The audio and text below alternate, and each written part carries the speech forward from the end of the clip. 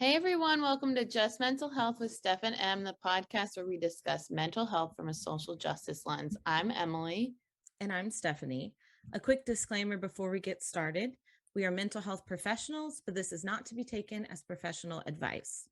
We are also aware that our privilege may cloud our perspective on some topics, and we not only welcome but encourage you to message us with criticism and correction. Let's get started.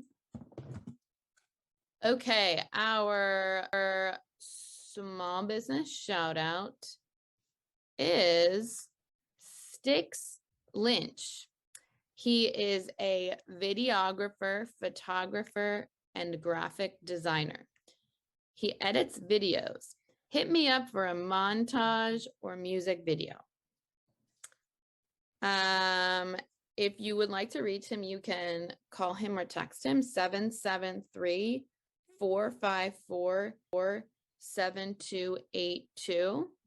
And he also has YouTube videos on his Instagram, and his Instagram is Styx Lynch, STIXLYNCH. So definitely reach out to him if you're interested in videography, photography, or graphic design. And now a quick ad.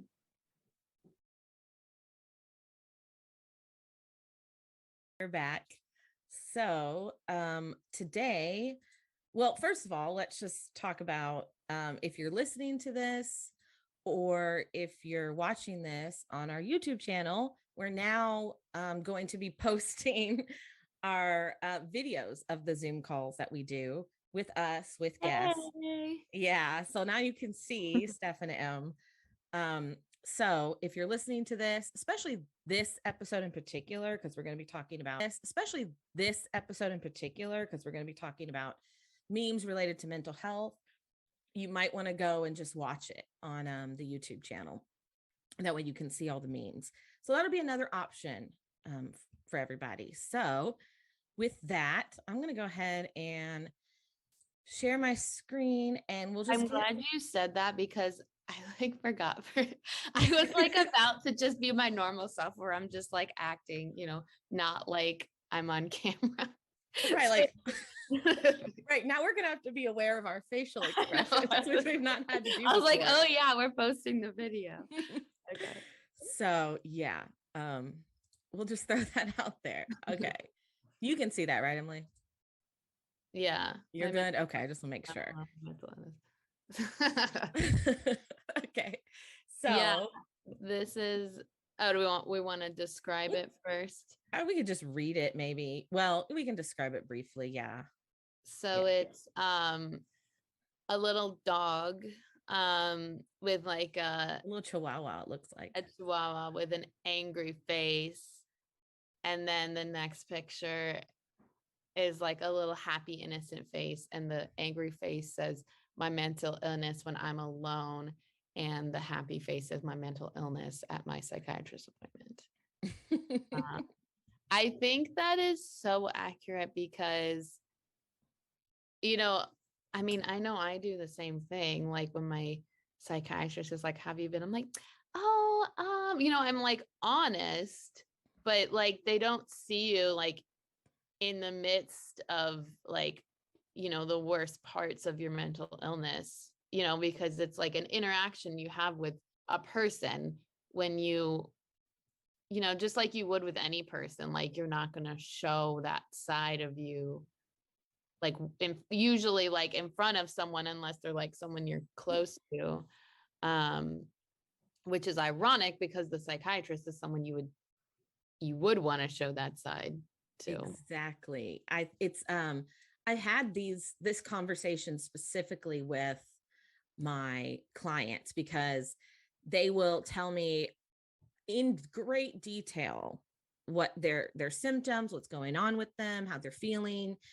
And then I will say, okay, have you talked to your prescriber about this?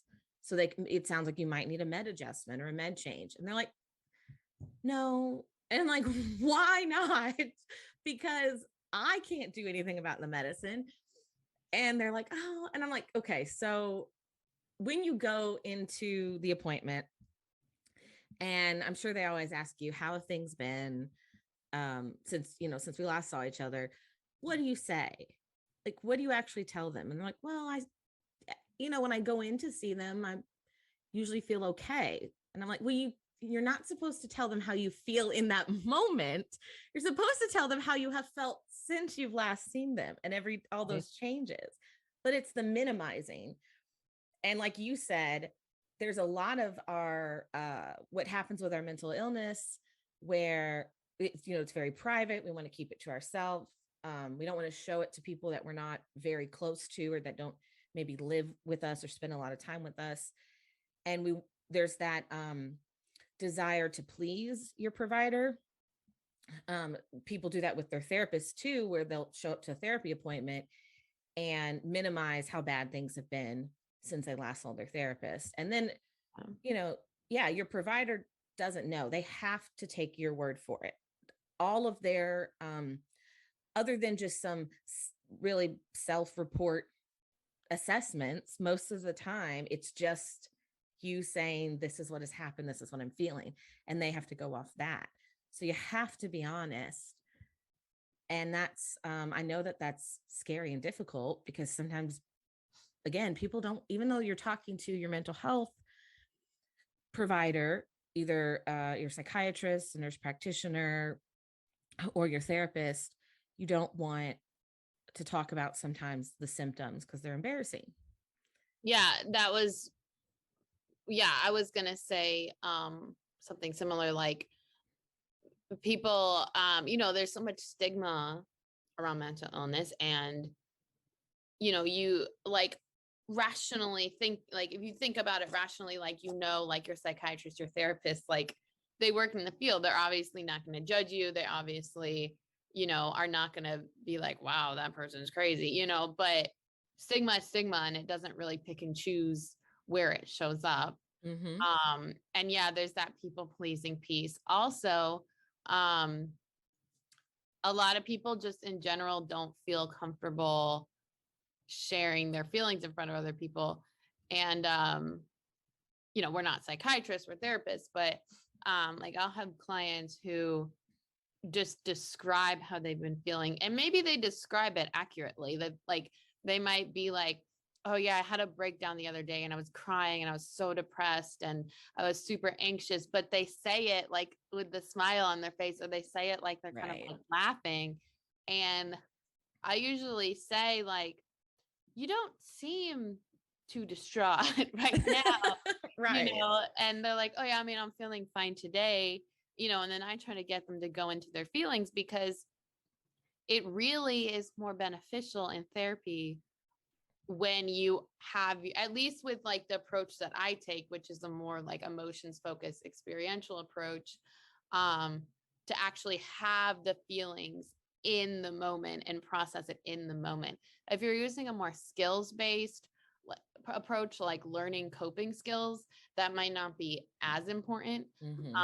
It depends, but for a lot of therapists and psychiatrists, like actually really feeling the emotions and experiencing it to a degree in the session is actually really helpful, and you might see better outcomes. Good point. Not only because of like maybe the like particular modality you're using, but also because then your therapist is able to observe, what does sadness look like for you.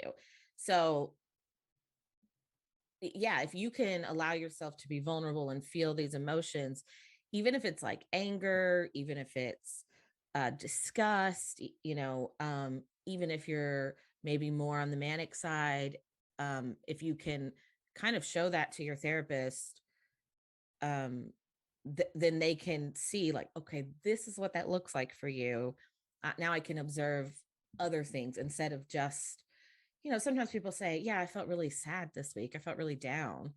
And maybe what they mean is I was depressed, but they don't always use the words in that way. They don't always use the clinical terms. So it gives you, the ability to make that observation. Yeah, that's a good point. I'm full of good ideas. Right. Don't Don't lie or minimize to your mental health provider. That's the lesson of this meme. Okay. You ready to move on? Next one. I'm ready. This one's funny. First of all, I just like the art in it. I think it's cool. I don't even know what painting this is, but it says you it's like an old style renaissance-y looking kind of painting.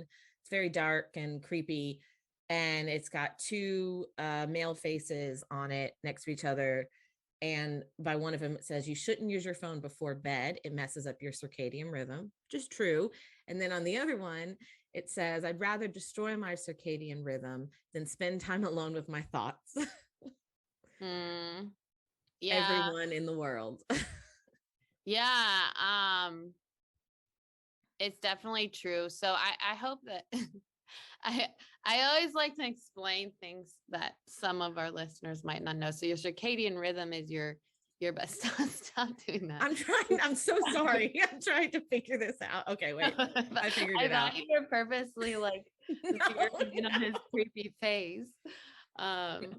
So circadian rhythm is your body's natural like fluctuation of like melatonin and like the neurotransmitters that make you sleepy or awake. So like your melatonin increases at nighttime, which is what makes you sleepy. But then if you use your phone, it messes with that, and then it might mess with your sleep. Right, because it's directly your circadian rhythm gets its cues based on light that it takes in. Mm-hmm. So Yeah. that's why the phone or TV or computer, whatever electronic device you're using, can trick your brain into thinking it's getting those light cues, like it's daytime, but it's not. It's that Mhm. blue light or whatever. Yeah. Speaking of which, there are blue light glasses you can buy. I have some. They're really Too. stylish. Yeah, You but they you make have my them? head hurt. Yeah, Oh, really? yeah, I tried to use them like when we first started doing, telehealth all the time, like during, the beginning of the pandemic. And I was getting migraines from looking at the screen all the time. And so I got these blue light glasses. And I mean, I look really good in glasses, but that's besides the point.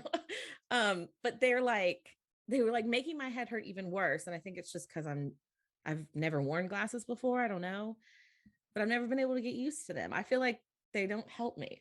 You wore them during sessions? Sometimes, yeah. Really? Yeah. Why? No, I Oh, no reason. I just no, that's good. That's good. I mean, it's good that you tried it. Um, yeah.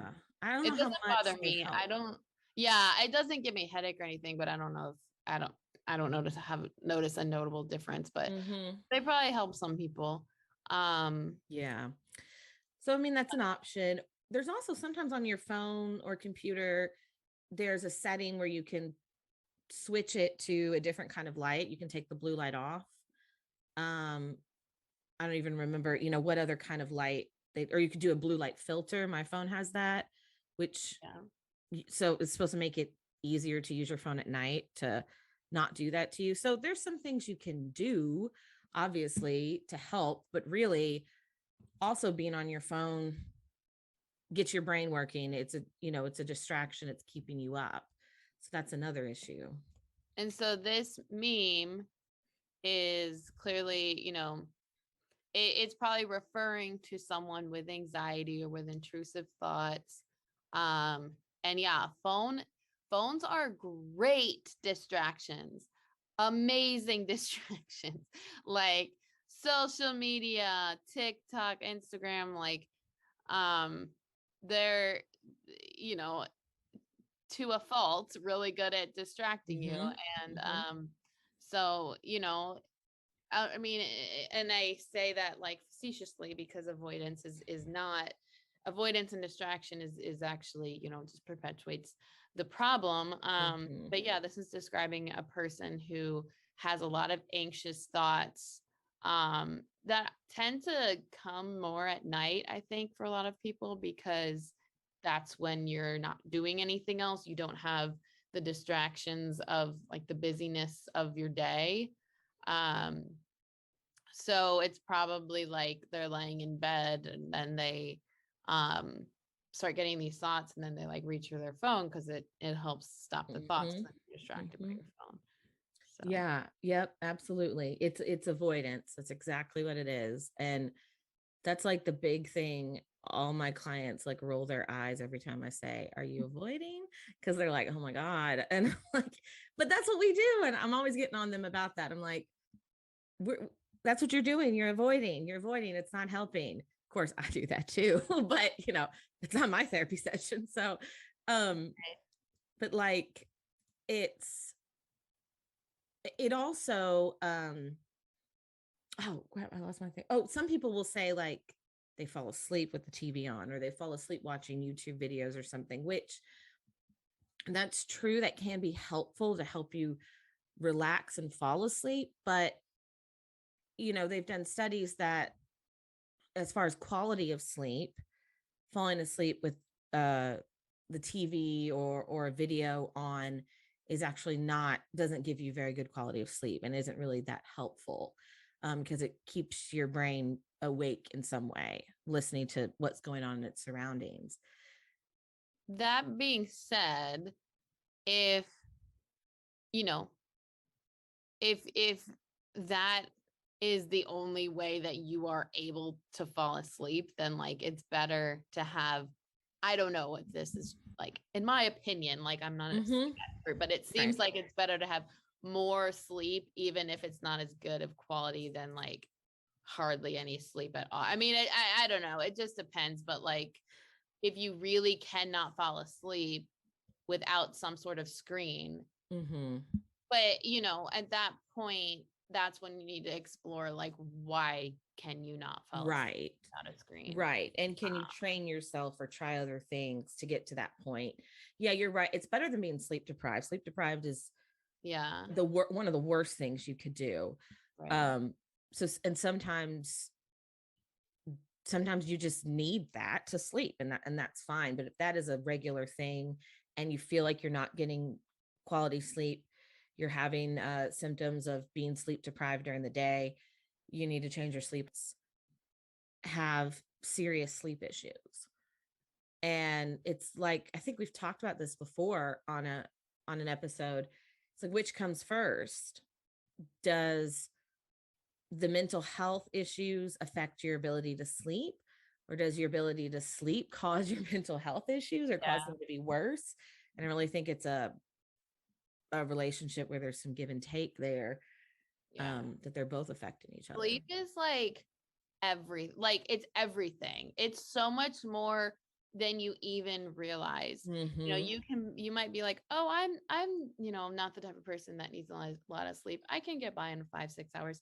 You think you can, but there is so much going on in your mind and body that is being affected by a lack of sleep that you don't even realize. Like, I'm seeing a dietitian at the moment to deal with some GI stuff, and she keeps talking about sleep, and I'm Yeah. like, this is not what I thought this was going to be about. I thought it You're was supposed to tell me what to eat, not how to yeah. sleep. Yeah. But she keeps talking about like healing your gut, you need rest, and it goes with anything that you're trying to heal in your body. Like, sleep is how your body rests and rejuvenates your whole body, your brain, Yeah. True. your, every body system Mm-hmm. benefits from sleep. And it might seem really basic and simple, but unfortunately in our culture, it's not.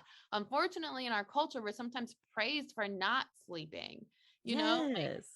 like through school. It's like, wow, all the sleepless nights and I finally did it. I graduated. And it's like, why are we praising people for like having poor health for Yeah. in school? Like, that's not, I Good just don't point. think that's something we should be praising people for, I or should be perpetuating that idea in society that like, oh, you work hard and you grind and you don't sleep. Like, that's not, no, that's not gonna. right. That's a good point, because that is a basic survival body function. Like, you would not praise somebody for uh not drinking water during the day. Why would you praise them for not sleeping? Like, it's just as important.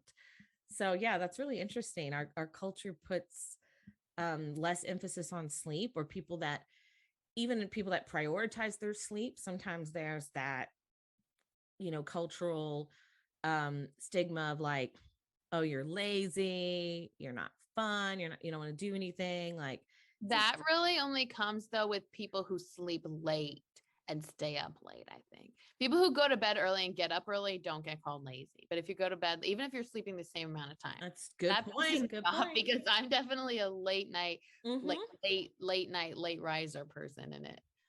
I get really annoyed when people are like, oh my God, you're just waking up. I'm like, well, I was productive way later in the night than you were.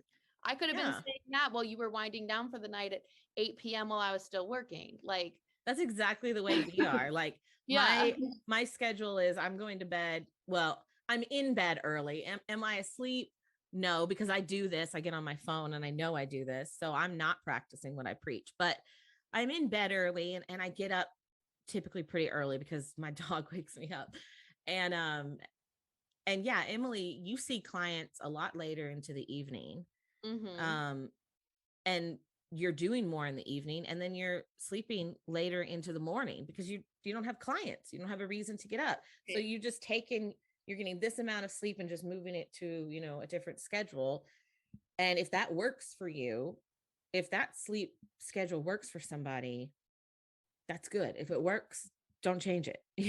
Don't do anything to it if it's working for you. Right. um so yeah, some people cannot function early in the morning. They just don't have executive functioning skills. So it's like making them wake up at, like with children, making them wake up at like 6 a.m. to go to school to learn is like not helpful. They're not taking in any information Right. those first 2 hours. So, but yeah. All right. I think we spent enough time on this one. Yeah. Um, okay. Every therapist can relate to this. Um, do you want to describe it? Yeah. Okay, so it's I think it's really funny. Okay, so it's a guy on a plane and he's looking straight forward and he has this like look of like panic or like he has this look of like, oh my God, why? Mm-hmm. Like, why is this happening? And then there's this guy with like a bald head, but hair like just bald on the top, but hair coming down the sides. And the hair on the sides is really long. That's not really relevant, You but can totally tell it's a bad hair piece, but yeah. yeah. Anyways, Um, it's and obviously from a movie. and he's like turning his head like right in this guy's face, and this guy's like, "Oh my God, make it stop!" And it says, when the person next to you asks what you do, and you can tell it's a bad idea to admit you're a therapist. So, um, some things that I get that are said to me when I tell people I'm a therapist, I'm sure you can relate, are oh my God, are you analyzing me? And I'm like, no. Like, Why would I do that for why would free? why would I be analyzing you? Or just a lot of questions because a lot of people don't really understand what we do. Like they think that we just give advice. Um, so get that a lot. What else do you get? That's You a get the people that trauma dump on you. mm-hmm. Like you're in the grocery store and you're just like making small talk because you both wanted to reach for these can of beans, and you're like, oh, sorry, you haven't. That's fine. You talk, and they're like, what do you do? And you're like, and you know what's going to happen. If you're like, I'm a therapist, they're just like, oh, wow, that must be a really hard job. Yeah, I'm sure you hear a lot of terrible things. Yeah. You know, I always thought I should go to therapy because, and then you're like, no, because don't trauma dump on me when I'm grocery Yeah. shopping, please. Yeah. And a lot of like, oh, I went to therapy for this. I'm like, oh, okay. And yeah, when they're like, Mhm. oh, I'm sure you hear all kinds of things. Yes, I do. Like, what is your point? Or they're like, do you have any crazy stories? I'm like, Oh, yeah. no, like, even if you don't you don't share identifying information, it's not a HIPAA violation. But at the same time, I'm not going to be like It's gossiping inappropriate. about my client. Like, that's just rude. Like, oh my God, I had this crazy client. Like, that's rude. Like, I'm not Mhm. going to do that. And when people ask you to share stories, it's like disrespectful to the client and just like to the field in general, like our clients' stories are not like funny or like fun anecdotes. Like that's just not how they should be Right. viewed. I also get a lot of like mostly when I say I'm a couples therapist, people are like, "Oh, you taking new clients? Ha ha ha." And I'm supposed to laugh. Like, I've never heard that before. Like, I know a few couples that could use your help. Ha ha ha. And like, Yeah, every couple in the okay. world. Like, yeah, but I mean, that's the biggest one is like people try to use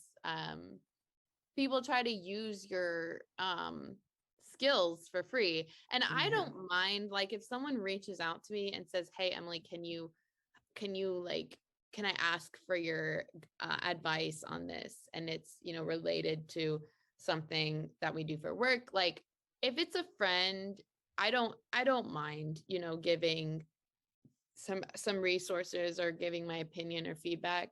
Um, but when they don't ask and they just dump on you, it's rude. Like, it's disrespectful.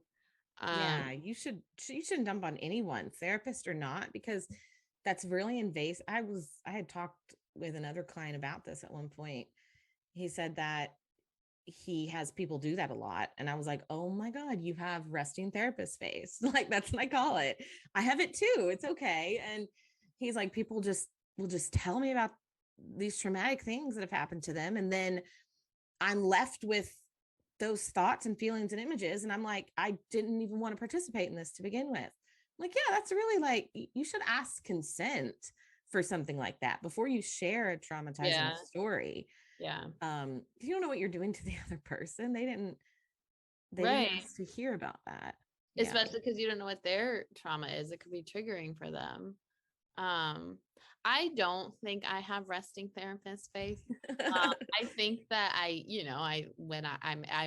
able to have like therapist face, like when I'm working. But I was just having this conversation with the lady that does my nails, and she was talking about, because we're like live in Chicago, we take a lot of public transportation. And she's saying like, "Oh yeah, this person was like asking me this question, or this person was talking to me, and this person was talking to me," and I'm like, I don't really get people talking to me that often, like when I'm taking the bus or when I'm at the grocery store taking the train. And she's like, "Oh, well, I smile at everyone." And I was like, I don't. That's your problem, honey. You I gotta stop smiling. I don't. I like look miserable like when I'm going on the train or whatever. Like so I think that in my day-to-day, I definitely don't attract people to dump on me unless I tell them I'm a therapist, and then it Right. happens. But it's not just like, I know some people just like have that vibe about them. I think for me it's like an on and off switch kind of. I don't know. Yeah, you're able to control it a little bit more, which is good because it gives you protection. Also, just from like creepy men talking to you. Um, of course, I mean, really, sometimes it doesn't matter what you do with your face. Creepy men will talk to you, but Oh, sure. Yeah. I have that problem where like I don't smile at people anymore, but I can't make eye contact with anyone because then they will try to talk to me. So I have to like look above or down below, like, don't talk to me, don't talk to me. um, Just, um, just it's yeah. it's tough being an Yeah. introvert and being a therapist, but you make it work. But yeah, so this is like this face this guy has. We've all felt it. We've all been there. We know what that's like. Um, and I'm sure this happens in other professions too. I know doctors and nurses probably get tired of people asking them to look at a mole or a rash they have. Like, Right. all right, here's the next one.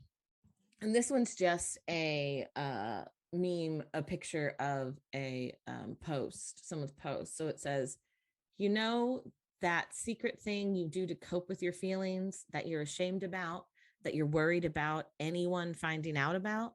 Lots of people have a thing like that. No shame.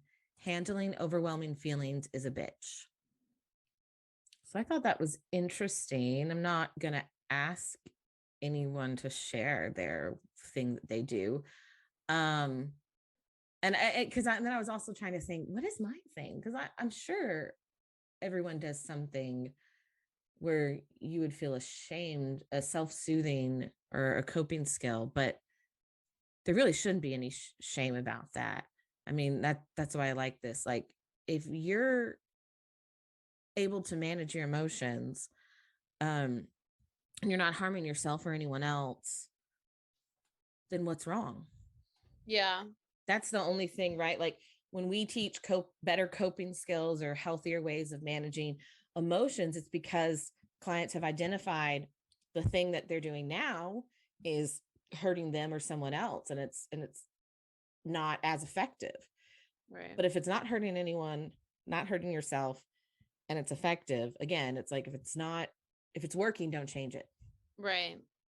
Yeah. I mean, there's you got to do what you got to do. I Exactly. mean, you know, it's true. Handling overwhelming feelings is a bitch. Like, right, like you said, if it's not hurting anyone, then it doesn't matter.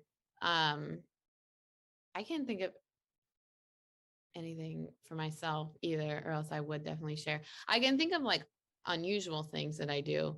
Um, But you and don't feel shameful about them? no. That's good. Um,